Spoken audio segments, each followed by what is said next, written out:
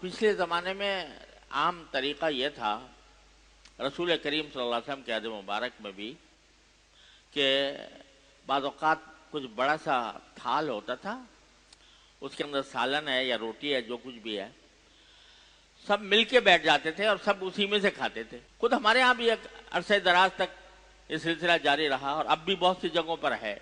तो वहाँ इकट्ठे लोग बैठे हुए हैं, तो नबी करीम सल्लल्लाहु अलैहि वसल्लम ने ये तालीम दी कि कुल मिम्मा यलीक, खाना वहां से खाओ जहां तुम्हारे बिल्कुल सामने है, ये नहीं कि वहां से दूसरी तरफ से खाना शुरू कर दिया, ताकि हर एक आदमी अपने हिस्से का खाना खाए और बाकी भी ना बचे। तो रसूल करीम सल्लल्लाहु अलैहि वसल्लम ने यह हुक्म दिया था कि कुल मिम्मा यलीक, अपने सामने जो खाना है वो खाओ और बाकी जो है दूसरे लोगों के लिए छोड़ दो कि वो अपने सामने से खाएं। मकसूद क्या था? मकसूद ये था कि खाना जाए ना हो। एक तो यह कि सबको बराबर मिले और दूसरा यह कि खाना जाए ना हो। आदमी को यह भी सोचना चाहिए कि अगर दस्तरखान पर 5 आदमी बैठे हैं और बीच में किसी बर्तन के अंदर खाना रखा हुआ है और एक आदमी अपना अपना निकाल रहा है, तो जब अपने लिए निकाले तो ये ख्याल भी करे कि भाई 4 आदमी और हैं।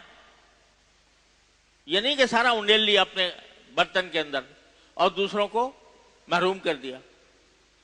तो आदमी को ये ख्याल रखना भी जरूरी है कि अगर मुश्तरक तौर पर खा रहे हैं तो भाई सब हिस्सेदार हैं, सब हकदार हैं, लिहाजा उतना ही निकाले जितना वो खुद दूसरों के लिए भी काफी हो जाए, और फिर जितना खाए तो अपने सामने से खाए और जो बच जाए तो उस बचे हुए को ऐसा न छोड़े कि वो बिल्कुल बेकार होकर चला जाए।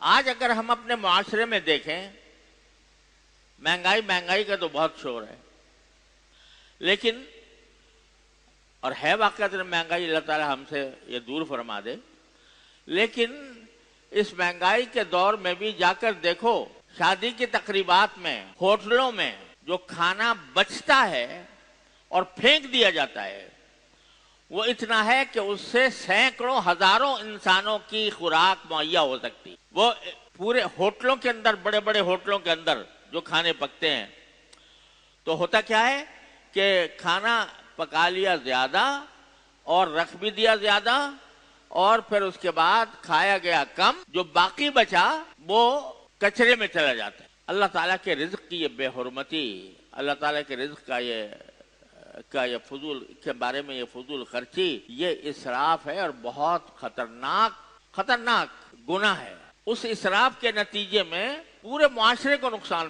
बेबरकती होती है। अल्लाह तबारक व तआला के रिज्क की नाशुक्री करने के नतीजे में पूरा मुआशरा बेबरकती का शिकार।